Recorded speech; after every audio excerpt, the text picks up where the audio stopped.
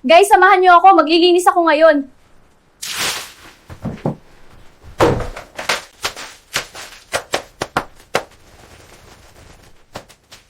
Guys, samahan niyo ako. Aayusin ko na yung kisame, bintana, dingding at sahig ngayon para maging maganda.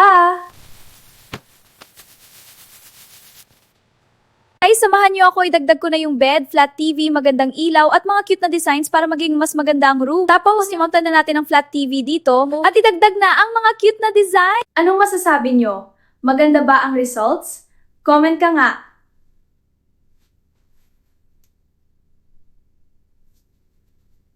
Anong masasabi nyo? Maganda ba ang results? Comment ka nga.